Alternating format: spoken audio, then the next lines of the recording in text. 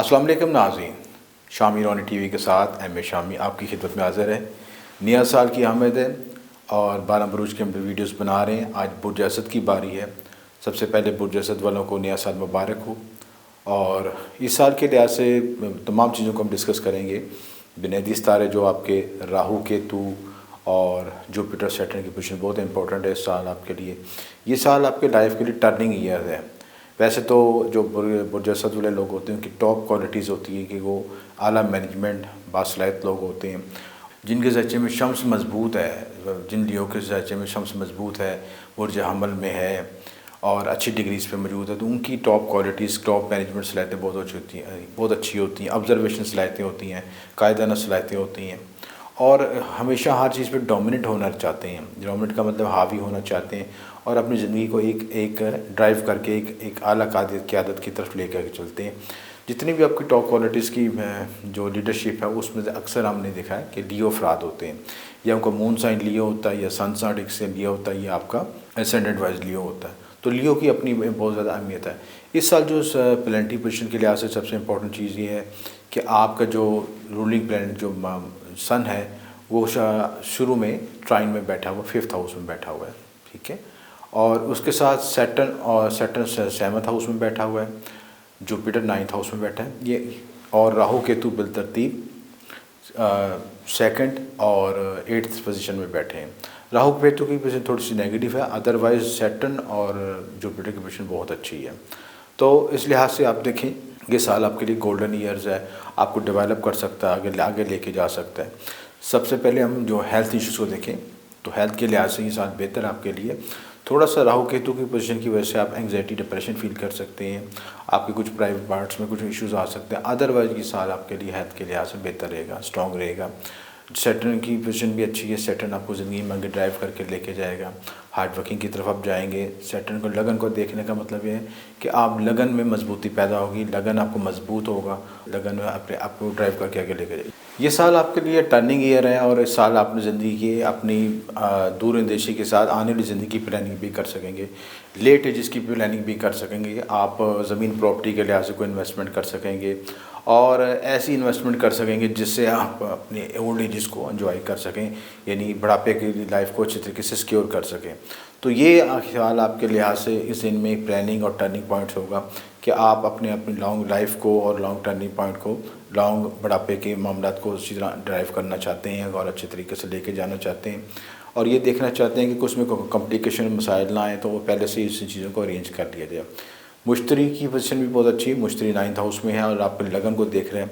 जब जुपिटर जो लगन को देखता है 5वीं नज़र से, तो चेहरे पे ब्लैशिंग आती है, ठीक है, अब विजडम आता है, नॉलेज आता है और आला कुदरती सलाहियतें, कायदाने सलाहियतें भी डेवलप होती हैं। इसके साथ आप जो है आपके पास माशी वसाइल भी डेवलप होते हैं। कुदरत आपको ऐसे वसाइल से, ऐसी जगहों से भी अता करती जो पहले अपने नहीं आपको चीज़ मिली थी, वो आपको मिलने के इम्कानात मैक्सिमाइज हो सकते हैं।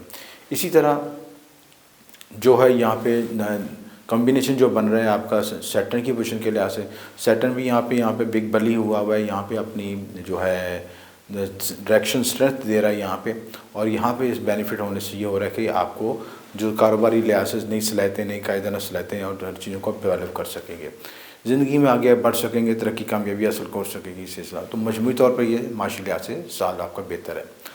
अब हम आते हैं शादी रिलेशनशिप के हवाले से। शादी और रिलेशनशिप के लिहाज से थोड़ा सा मुतात रहने की ज़रूरत है, क्योंकि 7th हाउस में सैटर्न की पोजीशन थोड़ी सी, हालांकि अपने आउन साइन में, लेकिन ये आपके नेटल के ऑपोजिट होता है, मैलेफिक होता है। इस लिहाज से सैटर्न आपकी शादी ज़वाजी ज़िंदगी में कुछ कॉम्प्लिकेशन लेके आ सकता है। और 8th हाउस में राहु की पोजीशन जो है आपके ससुराल से कुछ इख्तिलाफत पैदा कर सकती है, कुछ आपको हिडन एनिमीज़ का भी सामना करना पड़ सकता है, जादू टूने अमलियात का भी वास्ता करना फेस करना पड़ सकता है, जिसकी वजह से आपकी मैरिटल लाइफ डिस्टर्ब हो सकती है। जो लियो इस साल अपनी शादी करना चाहते हैं या शादी की प्लानिंग कर रहे हैं या लव मैरिज की प्लानिंग कर रहे हैं या किसी तरह की भी अरेंज शादी की कोशिश कर रहे हैं, उनको सबसे पहले अपने चार्ट का एनालिसिस करवा के इस नेगेटिव एनर्जी को बैलेंस करना ज़रूरी है। अगर कोई बैलेंस नहीं करते तो शादी के लिहाज से कॉम्प्लिकेशन मसाइल आ सकते हैं, क्योंकि सैटर्न की पोजीशन यहाँ पे जो है रिलेशनशिप के लिहाज से अच्छी बेहतर नहीं समझी जाती। यहाँ पे कॉम्प्लिकेशन लेके आएगी, हर्डल्स लेके आएगी और बाद हालतों में अलहदगी तलाक तक भी मामले पहुँच सकते हैं। लिहाजा आप पहले से इसकी उपाय करवाएँ, ताकि पहले से इसका एनालिसिस करवाएँ और जल्दबाजी में कोई फ़ैसला ना करें। बल्कि ऐसी हालतों में ये भी होता है कि गलत फ़ैसले हो जाते हैं जो कि बाद में मसाइल का बायस बनते हैं। मज़ीद इसके साथ ये भी होता है सिलसिला कि शादी के बाद मिसअंडरस्टैंडिंग डेवलप हो जाती हैं।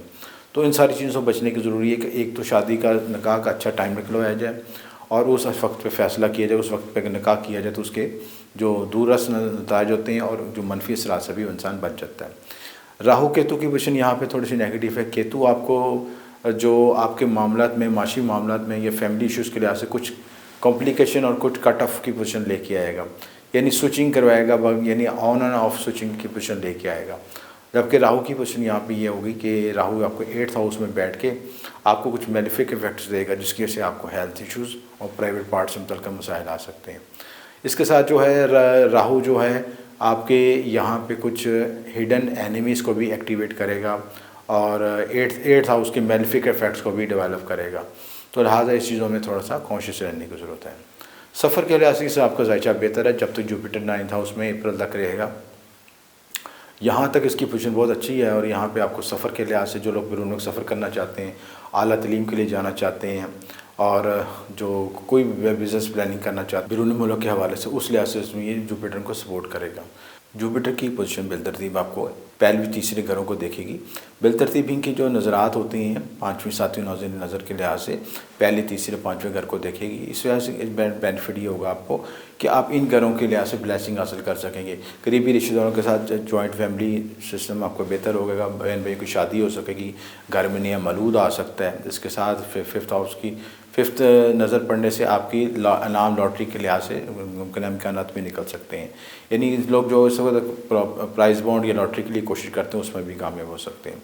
इसी तरह जो है अगर फर्स्ट हाउस में पढ़ने की वजह से एक नेगेटिव इफेक्ट भी आएगा कि आपका वज़न भी बढ़ेगा और जो बाद लोगों का वज़न बढ़ने से जो है मोटापा का इजाफा होगा। उसके साथ ये होगा कि जिगर और लिवर पे भी इफेक्ट आएगा।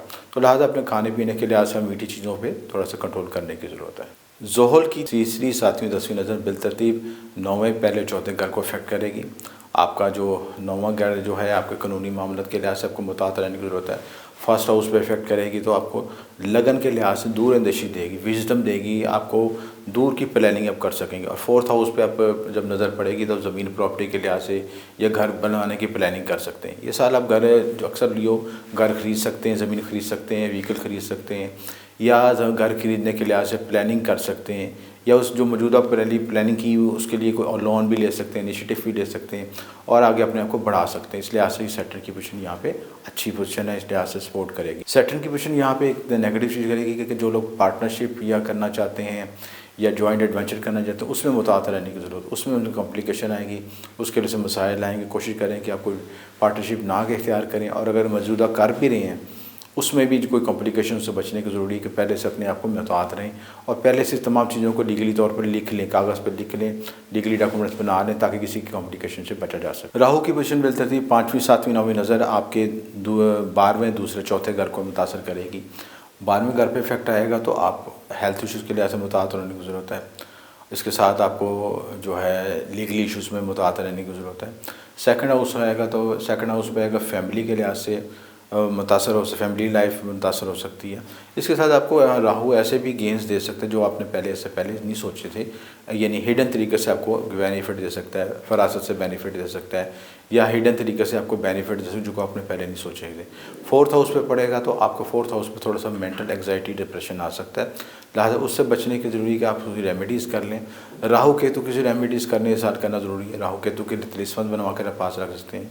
इस राहु के लिए जो आप उसी तौर पर नारियल का सदका हर बुध वाले रोज़ कर सकते हैं। सर से 17 बार के अव्वल आखिर शुक्र का सदका कर सकते हैं। और जो है सेकंड हाउस में जो पढ़ने से केतु की पोजीशन की वजह से आप ब्लैक डॉग्स को फीड कर सकते हैं। ये राहु केतु की रेमेडी मसलसल जारी रखें, जो कि तकरीबन 18 महीने राहु केतु की पोजीशन रहती है। तो इस लिहाज से अपनी मुस्तकिल मजाजी के साथ ये रेमेडीज़ करनी है। इसी तरह इस लिहाज से आप खुशी तौर का जो विरद पढ़ सकते हैं वो या हय्यू कमियों का विरद पढ़ सकते हैं, या आप सूरज शम्स की तिलावत कर सकते हैं, लोहे शम्स बना के कर सकते हैं, जो कि शर्फ शम्स आता है हर साल अप्रैल के महीने में आता है, उसमें शर्फ शम्स की लोग बनवा के पास रख सकते हैं। और सुर्ख यकूत पहन सकते हैं अपने स्टार को एनर्जी देने के लिए। ये तमाम मामला करने से बेहतरी आएगी। सदक़ात के हवाले से आप ये कर सकते हैं कि जो है गंदम का सदका देना आपके लिए बेहतर है। हर जो है इतवार वाले दिन गंदम का सदका सर से 7 बार वार के अवल खदोशी पढ़ के बहते पानी में सदका कर दें, किसी मुस्तक शख्स को दे दें। ये रेमेडीज़ करने से आपके मामलों में बेहतरी आएगी इंशाअल्लाह। मजमूई तौर पर आपके लिए साल बेहतर है। कुछ नेगेटिव पॉजिटिव आपको मैंने चीज़ें हाईलाइट करनी, उनको फॉलो करें और उनको अपने पे हावी ना होने दें, बल्कि कोई रेमेडीज़ कर लें और किसी से कंसल्ट करना, अच्छे एस्ट्रोलॉजर से कंसल्ट कर लें, ताकि आने वाले हालात को मुताबिक अपने आप को मैनेज कर सकें। अगर आपको इस वीडियो में कोई पसंद आए तो लाइक और शेयर कीजिएगा। अगर बात ना समझे तो दिए नंबर पर रब्ता कर सकते हैं। आपको शुक्रिया हमेशा।